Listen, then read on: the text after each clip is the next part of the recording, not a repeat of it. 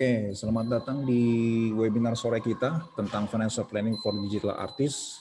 Ya, saya rasa saya nggak perlu memperkenalkan diri lagi ya. Udah beberapa kali membawakan webinar ini. Mungkin semoga nggak bosan-bosan ya. Dan webinar ini juga merupakan webinar terakhir saya di tahun ini ya.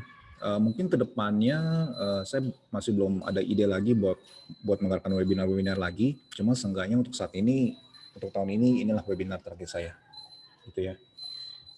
Oke, saya mau berbicara tentang financial planning buat digital artist.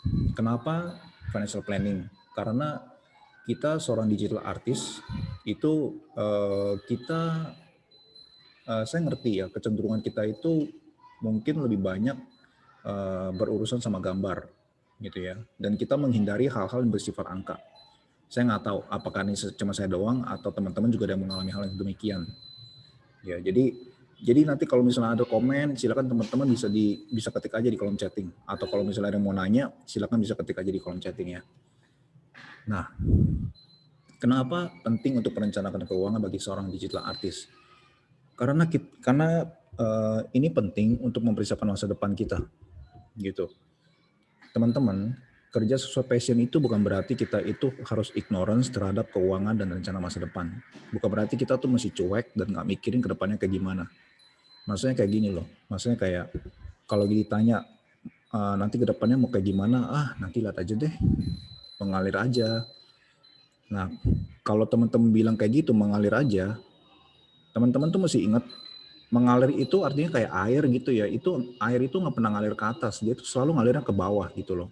Jadi kalau misalnya kita nggak secara sengaja, dan nggak secara proaktif merencanakan masa depan kita, itu kita tuh kayak ngasih masa depan kita tuh ke tangan orang lain gitu loh. Kayak ya gue ikut aja deh, ya gue ngalir aja deh, kayak gitu kan. Jadi kita kayak nggak ada kendali buat masa depan kita. Maksudnya kita percaya kalau masa depan kita itu ditentukan oleh Tuhan, iya. Tapi kita juga masih merencanakan gitu loh. Jangan sampai kita percaya sama Tuhan yang memegang masa depan kita, tapi kita tuh jadi lalai merencanakan. Jadi nggak gitu juga, gitu ya. Kita itu mesti merencanakan dengan sengaja, melakukan bagian kita yang terbaik. Nah, nanti ke depannya bakal jadi seperti apa, ya sudah. Pokoknya yang penting kita udah melakukan bagian kita yang terbaik gitu loh. Ya kan? Ya serahkan hidup kita ke Tuhan, tapi kita juga udah melakukan bagian kita yang terbaik. Kayak gitu. Terus kita cuma bisa mengembangkan apa yang bisa kita ukur. Nah, misalnya kita mau pengeluaran, maksudnya kita tuh mau nge-track gitu loh. Pengeluaran pemasukan rutin kita per bulan tuh berapa? Apakah bulan ini kita surplus, apakah bulan ini kita defisit. Terus kalau misalnya defisit, kalau misalnya pengeluarannya lebih besar daripada pemasukan, kira tuh. Sorry, sempat putus ya. Oke, lanjut ya. Jadi kayak gini loh. Sorry tadi sempat keputus ya. Oke. Sampai yang poinnya kedua tadi ya. Jadi kita tuh mesti tahu pengeluaran atau pemasukan rutin kita per bulan berapa. Kita mesti catat. Kita mesti catat.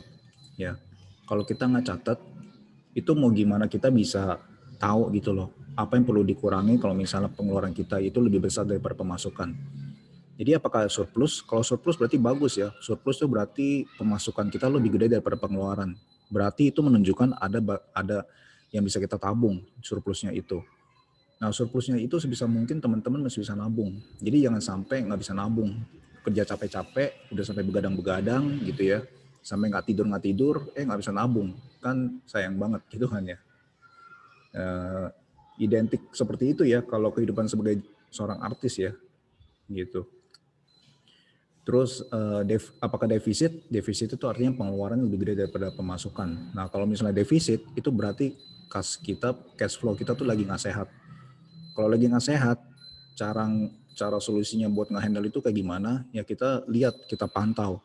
Kira-kira di sebulan itu ada nggak pengeluaran yang bisa kita kurangin gitu loh. Nah, teman-teman kan bisa tahu apa yang bisa dikurangin kalau misalnya teman-teman nyatet. Ini kira-kira pengeluaran apa yang bisa dikurangin nih. Yang kira-kira kita kurangin pengeluaran itu kita masih bisa hidup. Kayak gitu loh. Ya. Terus alasan yang ketiga, Kenapa penting untuk merencanakan keuangan bagi seorang digital artist? Karena kita tuh nggak akan selamanya bekerja terus-menerus sebagai seorang operator. Ya, uang yang dikumpulkan itu masih bisa ditabung atau dan dijadikan aset. Jadi teman-teman kan nggak mungkin ya kerjanya tuh di depan komputer terus-terusan ya sampai umur berapa? 50 kan. Nggak ada, aku yakin mungkin teman-teman belum kepikiran sampai situ, tapi di umuran saya udah umur 40 dan saya tahu saya nggak mau kerja seperti itu sampai umur 50. Saya tahu itu dengan jelas gitu. Kalau misalnya di umur 20 sampai ke umur 30 ya masih oke lah, masih oke gitu kan. Walaupun kalau umur 30 masih seperti itu juga sebenarnya nggak terlalu aman juga sih ya menurut saya ya. Semestinya di umur 20 bekerja di depan komputer sampai malam tuh masih oke lah. Semestinya di umur 30-an itu udah bisa kerja yang di tahap supervisor atau manager, manajemen ya, maksudnya kayak lebih ke mengelola manusia, karya tim gitu ya, lebih ke sana ya. Nah, mungkin sekarang teman-teman kan memulainya kan lebih banyak di operator ya. Jadi kayak dapat kerjaan service, diminta bikin apa, nah teman-teman kerjain itu. Nah itu emang oke untuk satu waktu tertentu gitu loh. Tapi percayalah sama saya, percaya kalau teman-teman nggak semestinya melakukan pekerjaan seperti itu terus-terusan sampai umur tertentu. Karena badan kita itu nggak selalu kuat buat bekerja sampai ya masa iya mau begadang terus, masa iya mau nggak tidur terus gitu, nggak mungkin gitu. Kalau sekarang masih kuat ya masih oke lah. Kumpulkan sebanyak mungkin pengalaman-pengalaman, jalani semuanya, kumpulin sebanyak mungkin portfolio gitu kan. Tapi ada saatnya nanti, ada musimnya nanti teman-teman itu udah nggak di situ lagi gitu loh. Ada waktunya gitu loh. Jadi mumpung sekarang masih waktunya seperti itu ya dinikmatilah gitu ya. Oke, nah ini mindset mengenai keuangan nih, mengenai uang. Kita itu menguasai uang atau kita dikuasai oleh uang. Nah teman-teman bisa bertanya sama diri sendiri aja dah. Jadi kita itu ini nggak ada minimal seperti ini loh, minimal kita itu ada nggak mencatat pengeluaran sama pemasukan kita gitu loh. Nah ini ada quote bagus dari Kevin O'Leary. Dia ini salah satu juri yang ada di Shark Tank ya. Salah satu pengusaha sukses lah yang ada di Shark Tank. Dia itu berpikir tentang uang tuh seperti ini. Here's how I think of my money. Seperti tentara dia bilang, as soldiers, I send them out to war every day. I want them to take prisoners and come home, so there's more of them. Jadi dia ini mindsetnya tentang uang nih seperti dia melihat uang itu kayak tentara. Dia kirim uangnya itu buat berperang, dia mau uangnya itu pulang tuh bawa tahanan-tahanan. Jadi kayak uang itu mesti bawa keuntungan gitu buat dia, gitu kan. Keuntungannya nanti itu bisa dikirim lagi jadi tentara lagi. Nah, itu cara pikirnya mereka gitu. Jadi minimal kita tuh mesti bisa punya cara pikir kayak uang itu kayak karyawan kita. Kita tuh mesti tahu kapan dia datang dan pergi. Nah, ini maksudnya ya sederhananya apa? Sederhananya catat pemasukan dan pengeluaran kita. Kalau misalnya kita enggak catat itu, berarti kita itu memposisikan diri kita bisa diatur sama uang. Kita mau ngatur apa kita mau diatur. Kalau kita mau atur, seenggaknya catatlah pengeluaran dan pemasukan kita. Gitu. Terus bikin budgeting. Jadi uang itu punya label nama masing-masing. Maksudnya kayak ada budget untuk makan, budgetnya segini sebulan. Ada budget untuk transport, segini sebulan. Untuk pulsa, segini sebulan. Jadi setiap uang itu punya namanya masing-masing gitu loh. Nah teman-teman tuh mesti tahu uang ini tuh buat apa, uang ini tuh buat apa keperluannya. Terserah mau sistem budgetingnya mau pakai apa, mau pakai tulisan ditulis di buku, uang untuk sebulan untuk transport berapa atau mau dimasukin ke amplop, itu tuh terserah teman-teman. Pokoknya belajar untuk bisa punya budgeting gitu loh. Jadi ada uang yang bisa disimpan gitu buat ditabung ya. Nah, kalau kita punya karyawan kan kita tahu, kita tuh kepengen tahu dia itu kapan datang, kapan pulang, kapan dia absen datang, kapan dia absen pulang gitu ya. Nah sama kayak uang, kita mau nggak melakukan itu kepada uang gitu loh. Kalau misalnya kita nggak melakukan itu, berarti kita mau posisikan diri kita itu kayak kita tuh mau diatur sama uang, ya, kayak gitu. Ya, jadi jangan ya, Uang itu benda mati. Jangan sampai dia ngatur kita. Kita mesti pinter-pinter ngatur supaya kita itu bisa mastering uang gitu loh. Dan aku tahu ini bukan hal yang mudah kadang-kadang ya. Tapi seenggaknya aku tuh mau kasih awareness buat kalian semenjak dini. Gitu loh. Pas aku di umur kalian tuh nggak ada yang ngasih tahu. Jadi aku tuh berharap lewat sharing sederhana sekarang di sore-sore ini, ya aku berharap kalian bisa belajar sesuatu lah, gitu ya. Semoga sih ada banyak teman-teman kita yang bisa lebih banyak aware lagi ya di bidang ini ya, tentang apa, walaupun kita kerjanya sebagai digital artist dan nggak berurusan sama angka banyak gitu ya, tapi kita tuh benar-benar masih tahu ya, kayak gitu. Jangan sampai nggak mau tahu sama sekali gitu. Oke, nah ini mengenai dasar alokasi keuangan secara umum. Secara umum, ya ini secara umum ya. Jadi masing-masing orang mungkin beda, tapi secara umum seperti ini, gitu ya. Ini biasanya persentasenya itu bisa beda-beda ya. Kalau teman-teman lihat di Instagram atau di website ini bisa beda-beda presentasinya. Tapi kalau yang saya share secara umum seperti ini. Nah, mungkin bisa aja ada teman-teman yang nggak setuju atau punya cara yang lain, ya is okay gitu ya. Ini sifatnya cuma sharing aja ya. Nah, kalau secara umum yang saya tahu ya, secara umum ya, kalau dapat uang itu secara umum 10%-nya itu bisa kita alokasikan untuk sosial gitu loh. Jadi maksudnya kayak gimana? Maksudnya kayak kita tuh tahu kalau uang itu sebenarnya itu bukan sepenuhnya milik kita. Kayak gitu loh. Ya. Nah, ini nanti aku bakal jelasin lebih lanjut. 10% sosial, 20% untuk dana darurat, 30% untuk investasi dan asuransi, dan 40% untuk kebutuhan sebulan gitu ya. Oke. Jadi ini dasar alokasi keuangan secara umum. Oke. By the way, suara saya itu masih kedengaran jelas nggak ya? Apakah suara saya terdengar jelas? Kedengaran jelas nggak suara saya? Jelas Pak. Jelas ya. Oke, siap. Thank you. Cepat putus ya. Oke, sip. Masih jelas ya berarti ya. Oke, thank you. Aman.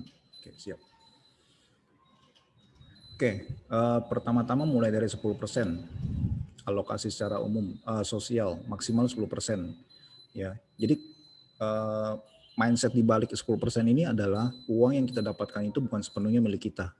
Ya, bisa kita sumbangkan atau kalau untuk umat Nasrani itu ada yang namanya perpuluhan gitu ya. Jadi uangnya itu kita kasih ke Tuhan, ya kan, bisa lewat gereja. Dan kalau Muslim itu ada yang namanya zakat ya, 2,5% ya, gitu ya. Kalau misalnya saya salah, tolong dikoreksi aja ya. Kalau yang saya tahu seperti itu. Jadi maksimal tuh 10% ya untuk sosial ya. Maksudnya apa? Maksudnya kayak uang yang kita punya itu titipan. Jadi bukan sepenuhnya milik kita, gitu loh. Mindsetnya tuh seperti itu pokoknya. Mindsetnya seperti itu. Kita bisa kasih buat disumbangkan, kita bisa kasih untuk untuk ibadah, kita bisa kasih untuk pokoknya orang-orang yang membutuhkan gitu ya. Jadi konsepnya seperti itu ya. Sosial maksimal 10%. Terus dana darurat 20%. Nah, konsepnya ini dana darurat ini penting karena untuk mengantisipasi hal-hal yang nggak diinginkan gitu loh. Framework untuk dana darurat tuh biasanya seperti ini, 6 bulan pengeluaran ya untuk yang belum menikah. Jadi kita punya dana darurat sebesar 6 bulan pengeluaran bagi kita yang belum menikah, atau 1 tahun pengeluaran bagi teman-teman yang sudah menikah, ya, yang udah punya anak, udah berkeluarga. Nah itu paling aman 1 tahun dan punya dana darurat sebesar 1 tahun pengeluaran. Nah teman-teman mesti tahu kira-kira 1 bulan itu pengeluaran teman-teman berapa, kira-kira biasanya, ya kan? Terus penting untuk mempunyai dana darurat untuk mengantisipasi fee project yang belum cair. Nah, teman-teman freelance, saya yakin kalian ngerti tentang ini. Maksudnya saya yakin kalian tahu tentang ini. Mengantisipasi free project yang belum cair dan hal-hal tidak terduga lainnya. Ya, biasanya project freelance itu memang nilai nominalnya lumayan, tapi identik dengan nggak tepat waktu pencairan dananya. Itu di mana-mana seperti itu. Gitu ya, di mana-mana seperti itu. Saya freelance di luar pun kadang malah nggak dibayar, malah iya gitu. Entah kenapa pokoknya seperti itu deh. Nah, karena tahu risiko kerjaan kita seperti itu, ada bagusnya dan sangat bijaksana sekali kalau kita itu menyimpan dana untuk dana darurat gitu loh. Ya. Nah, kalau dana darurat udah aman, nah barulah kita bisa menyiapkan untuk dana untuk investasi gitu ya. Mau misalnya sembari disiapkan dana darurat, terus sembari disiapkan dana daruratnya, sembari disiapkan juga investasinya juga boleh. Tapi yang paling penting itu dana darurat nih. Dana darurat 6 bulan pengeluaran untuk yang belum menikah dan 1 tahun pengeluaran bagi yang sudah menikah. Ini guideline secara umumnya ya. Gitu ya. Dan ini benar-benar terjadi ya teman-teman ya. Jadi kita bisa kerja dengan passion, kita memang suka kerjaan kita, tapi kenyataannya di dunia freelance itu terjadi seperti ini. Kenyataannya gitu. Jadi pinter-pinterlah mengelola keuangan, ambil alih, take charge, take responsible untuk keuangan teman-teman ya. Jangan sampai pas terjadi sesuatu apa-apa gitu ya, teman-teman malah kesulitan soal keuangan gitu loh. Karya bisa keren tapi keuangan struggle, atau keuangan pas-pasan atau morat-marit gitu. Jangan sampai kayak gitu ya. Jadi kita belajar. Ini saya kasih tahu teman-teman juga, saya mau teman-teman bisa belajar juga dari kesalahan yang saya lakukan gitu loh ya. Jadi dulu belum ada orang yang kasih tahu ini ke saya. Nah, saya kasih tahu ini ke teman-teman dengan harapan teman-teman bisa belajar. Ya gitu loh. Dan saya yakin di komunitas lain nggak ada yang sharing seperti ini gitu loh. Karena ya ini merupakan suatu hal yang penting ya, tapi memang nggak banyak di sharing sih. Tapi ini terjadi gitu loh. Kayak orang-orang yang melakukan freelance biasanya memang mengalami hal seperti itu. Jadi fee-nya itu bisa dicairkan mungkin 1 bulan kemudian atau beberapa bulan kemudian. Kita itu mengalami seperti itu gitu ya. Terus yang ketiga itu investasi dan asuransi sebanyak 30%. Jadi menabung itu nggak cukup karena inflasi yang terjadi bisa sampai dengan 10% per tahun. Nah, misalnya teman-teman nabung di deposito itu berapa? Paling tinggi bunganya 6% setahun. Itu aja udah kalah sama inflasi gitu loh. Jadi teman-teman itu pinter-pinter juga mengalokasikan keuangan untuk investasi juga. Maksudnya jangan cuma ditabung aja gitu loh. Ini saya juga masih belajar ya untuk investasi ini ya. Jadi investasi ini kan ada beberapa instrumen ya, sesuai sama tujuan keuangan kita. Kita mau apa nih tujuan keuangannya kita? Nabung untuk menikah, nabung untuk beli PC atau beli Wacom mungkin, atau beli PS, mungkin ada yang mau beli PS gitu ya, nggak tahu juga. Atau mau beli rumah, ya kan? Nah itu kita mesti pikirkan tuh, gitu ya. Kita mesti pikirkan. Nah instrumen keuangan itu kan ada ini ya apa? Ada reksadana, ada juga saham, ada yang deposito, properti, emas. Jadi masing-masing ini punya tingkat risiko yang berbeda-beda. Kalau yang tingkat risikonya tinggi itu di saham, ya saham. Kalau risikonya sedang dan rendah itu sedang lah reksadana.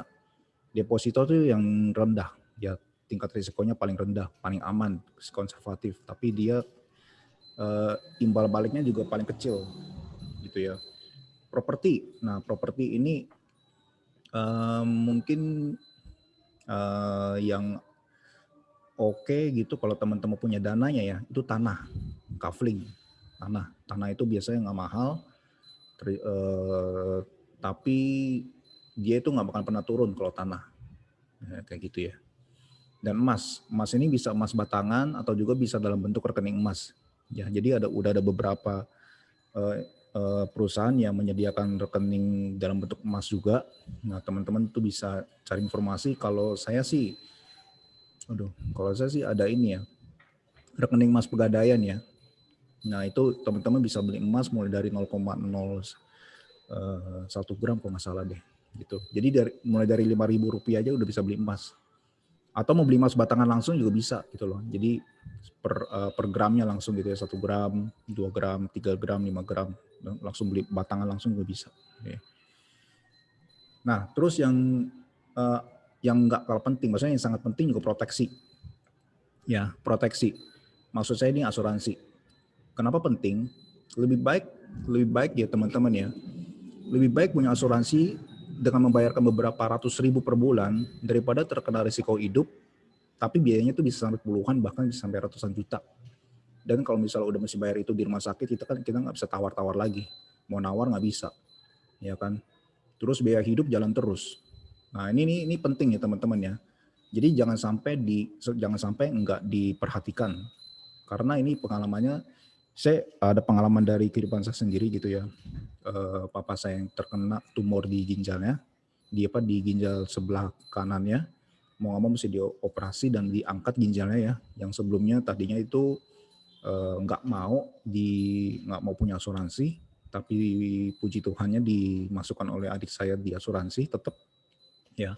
Akhirnya sekarang masih operasi dan beberapa kali ditangani di rumah sakit itu bisa menghabiskan ratusan juta gitu loh. Jadi kita nggak tahu, kita nggak ada yang mau merencanakan sakit, kita nggak ada yang merencanakan sakit gitu kan ya. Tapi kita nggak pernah tahu hidup ini seperti apa ya. Ada juga yang umur 30-an udah meninggal karena jantung, ada juga yang umur 40 udah meninggal karena jantung, penyakit-penyakit yang kritis gitu. Ada juga, kita nggak pernah tahu gitu loh. Ya jadi, nah kalau ini saya nggak jelasin lebih lanjut ya. Tapi kalau misalnya teman-teman ada yang mau mengetahui lebih lanjut tentang investasi dan asuransi, ini teman-teman japri aja ke saya. Jadi saya nggak jelasin lebih lanjut dan lebih banyak di sini karena ini panjang banyak gitu ya. Gitu. Kalau misalnya ada yang mau tahu tentang ini investasi dan asuransi, teman-teman bisa japri aja ke saya. Masa kalau mau nanya-nanya atau mau ngobrol tentang ini ya, gitu. Terus yang terakhir adalah kebutuhan. Nah, untuk kebutuhan itu teman-teman bisa mengalokasikan 40%. Ya, 40%. Jadi bisa teman-teman jangan lupa kasih penamaan. Jadi uang ini untuk makan, uang ini untuk transport, uang ini untuk pulsa, uang ini untuk cicilan dan sebagainya. Uang ini untuk apa gitu loh, untuk bayar apa? Ya udah dibudgeting dulu tuh. Ya. Jadi jangan sampai jangan sampai kita dapat uangnya itu kita nggak tahu mau diapain, terus kita langsung boros buat beli apa aja gitu loh, buat beli yang hal-hal yang belum tentu kita butuh, kayak gitu ya. Nah, ini adalah contoh peta keuangan. ini saya tahu ini ribet dan ini nggak mungkin saya jelasin sekarang ini ya. Ini bisa satu sesi sendiri lah inilah. Ini let's see kalau misalnya nanti saya bisa share ini ya, let's see ya. Saya juga masih belajar karena ini lumayan kompleks ya. Memperkirakan tahun sekarang itu tahun berapa, kita mau menikah di tahun kapan, DP rumah mulai kapan, pendidikan anak mulai kapan, terus harga rumah, DP dan sebagainya. Ini hal-hal yang dalam hidup ini memang kita ribet mikirinnya, tapi kalau misalnya kita nggak mikirin dari sekarang, kita tuh mesti mikirin ini nanti gitu loh. Entah sekarang entah nanti, itu kita pilih gitu loh. Kalau misalnya sekarang kita nggak pikirin, nanti kita bakal ketemu juga kayak gitu kan. Nah seenggaknya saya kasih teman-teman seperti ini, seenggaknya teman-teman aware, itu dulu aja dah, aware, tahu kalau ini ada gitu loh. Jangan sampai ignorance, jangan sampai cuek sama sekali. Teman-teman ini ada gitu ya. Teman-teman kan nanti mau merit, terutama yang cowok ya, kan mau punya anak, ya kan. Maksudnya nggak mungkin sendiri terus seumur hidup kan. Kita kerjanya cuma ngegambar terus seumur hidup sampai tua gitu kan. Nanti tua nggak ada yang ngurus, nggak mungkin mau kayak gitu juga kan. Ya jadi makanya mesti mikir panjang ya. Ini saya nggak bahas sekarang, saya cuma mau kasih tahu doang. Seenggaknya teman-teman tahu ada yang namanya peta keuangan, dan penting buat teman-teman bisa belajar juga gitu ya. Ini saya juga masih belajar karena ini cukup kompleks ya. Ini cukup kompleks gitu loh ya. Jadi do something today, ya ini ada quotes terakhir nih, lakukan sesuatu hari ini di mana diri teman-teman di masa depan itu akan berterima kasih. Jadi apa yang kita lakukan sekarang itu selalu bentuknya adalah taburan teman-teman. Apa yang kita tabur hari ini kita bakal tuai besok. Apa yang kita lakukan hari ini kita bakal tuai hasilnya besok. Apa yang kita nggak lakukan hari ini itu juga kita bakal tuai hasilnya besok juga gitu loh. Ya nggak ada yang dilakukan, nggak ada yang dituai juga kan. Jadi kita mesti milih gitu loh. Kita mau memakai waktu-waktu yang sekarang itu seperti apa. Nah, saya di waktu sekarang ini saya memilih untuk menuai di kehidupan teman-teman gitu ya. Saya ngasih tahu tentang hal ini. Saya berharap teman-teman bisa aware. Nah, semoga teman-teman bisa do something tentang itu. Kayak gitu loh. Do something about it, teman-teman. Ya. Jadi itu sih share saya. Ya. Jadi nanti saya share juga itunya apa? Rekamannya ke grup ya. Jadi ini waktunya udah mau habis nih. Perlu dibuka sesi tanya jawabnya.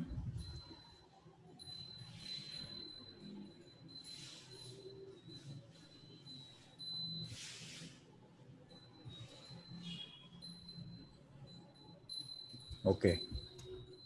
Silakan kalau misalnya teman-teman ada yang mau bertanya. Ini masih ada waktu 3 menit. Kalau misalnya masih dibutuhkan waktu lebih lanjut ya, misalnya banyak pertanyaan nih, banyak pembahasan, banyak diskusi. Nah, kita bisa buka satu sesi lagi gitu. Jadi silakan teman-teman yang mau diskusi, silakan.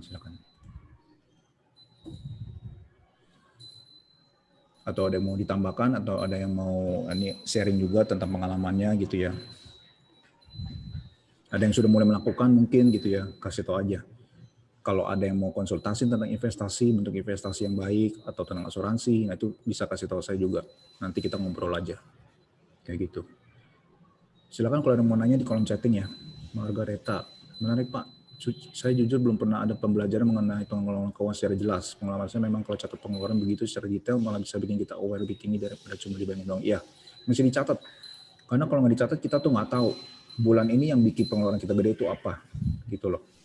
Kalau misalnya kita nggak tahu, kita tahu-tahu pokoknya kayak uangnya udah hilang. Kita terima uang, kayaknya kok udah hilang, nggak tahu. Maksudnya kita belum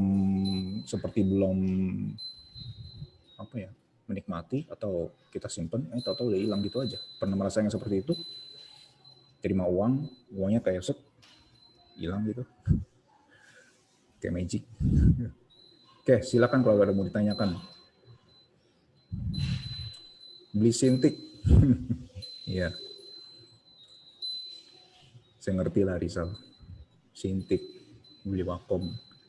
Mau kasih Aris, mau beli PS, PS5.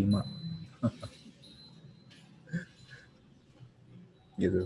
Jadi ini aja mulai pinter lah soal keuangan ya. Mulai melek secara keuangan dari sekarang. Yang saya kasih ini saya tahu ini cuma awareness doang. Ini singkat juga waktunya kan, tapi untuk pengimplementasinya itu butuh waktu bertahun-tahun. Kalau buat saya itu butuh waktu bertahun-tahun lama gitu loh. Itu pun saya masih belum terlalu pinter-pinter banget. Saya masih belajar. Ya masih belajar. Kadang mesti memaksakan diri. Karena kita tuh artis tuh kadang-kadang tuh kita tuh nggak mau tahu soal angka. Angka kita nggak mau tahu. Kesehatan juga kita nggak terlalu mau tahu. Yang penting hajar bleh. Kerja sampai malam gitu kan. Terus bikin karya sampai begadang. Pokoknya yang penting gue punya portfolio bagus. Yang penting gue punya karya keren. Tapi kita nggak perhatiin kesehatan sama keuangan kita. Semoga dengan acara ini tuh kalian tuh bisa lebih aware aja sih ya. Boleh bikin portfolio bagus, tapi kalian juga mesti perhatikan kesehatan dan keuangan kalian juga. Gitu.